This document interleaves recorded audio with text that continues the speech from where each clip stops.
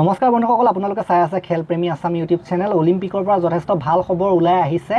ভাৰতৰ খাতা খুলিছে আৰু প্ৰথমটো পদক লাভ কৰিবলৈ সক্ষম হৈছে ভাৰতে। আৰু ভাৰতৰ Manu Bhaker 10 metre air pistol ইভেণ্টত সাধাৰণতে আমি পাই গ'লোঁ এটা মেডেল আৰু ব্ৰঞ্জ পদক লাভ কৰিবলৈ সক্ষম হৈছে। তৃতীয় স্থানত থকাজনক সাধাৰণতে ব্ৰঞ্জ পদক প্ৰদান কৰা হয় আৰু মনু ভাকেৰ যিগৰাকী ভাৰতীয় শ্বুটাৰ হয় তেখেতে 10 মিটাৰ এয়াৰ পিষ্টলত তৃতীয় স্থানত থাকিলে। প্ৰথম আৰু দ্বিতীয় স্থানত যি দুগৰাকী কোৰিয়াৰ শ্বুটাৰ আছিলে, কোৰিয়াৰ শ্বুটাৰ দুগৰাকীয়ে গ'ল্ড মেডেল আৰু চিলভাৰ মেডেল লাভ কৰিবলৈ সক্ষম হয়। এনেকুৱা বহুত সময় আছিলে যি সময়ত মনু ভাকেৰ ছেকেণ্ড পজিশ্যনলৈ আহিছিলে, কিন্তু শেষত থাৰ্ড পজিশ্যনত ৰখি যায়। আৰু ভাল লাগিলে যে ভাৰতৰ খাতা খুলিলে। প্ৰথম দিনা কোনো পদক পোৱা নাছিলে যদিও ছেকেণ্ড দিনা ভাৰতৰ খাতা খুলিবলৈ সক্ষম হ'ল মনু ভাকেৰ। যথেষ্ট গৌৰৱান্বিত হৈছোঁ। সমগ্ৰ ভাৰতবাসী গৌৰৱান্বিত হ'ব।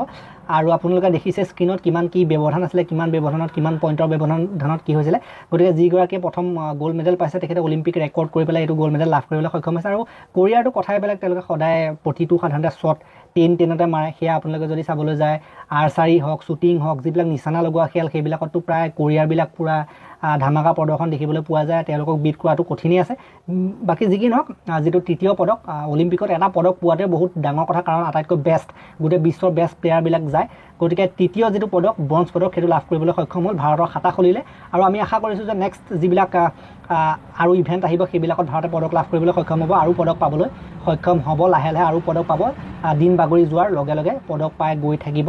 আৰু যোৱাবাৰৰ যিটো 7টা পদক আছিলে সেইটো ৰেকৰ্ডো ভংগ কৰিবলৈ সক্ষম হ'ব। ভাৰতে এতিয়ালৈকে পোৱা পদকৰ সৰ্বাধিক পদকৰ যদি আমি কথা ক'বলৈ যাওঁ এটা অলিম্পিকৰ এডিশ্যনৰ ক্ষেত্ৰত যোৱাবাৰ 7টা পাইছিলে, এইবাৰ তাতকৈ আমি বেছি আশা কৰিব পাৰোঁ। গতিকে দ্বিতীয় দিনা ভাৰতৰ প্ৰথমটো পদক মনু ভাকেৰ 10 মিটাৰ এয়াৰ পিষ্টলত। গতিকে এই ভিডিঅ'টো ইমানতে সমাপ্ত কৰিলোঁ। অলিম্পিকৰ আৰু আপডেটৰ বাবে আপোনালোকে অসমীয়াত এই চেনেলটো ছাবস্ক্ৰাইব কৰি ৰাখিব যদি নতুনকৈ আহিছে। তেতিয়ালৈকে ধন্যবাদ আৰু এই ভিডিঅ'টো শ্বেয়াৰ কৰি দিব। ধন্যবাদ।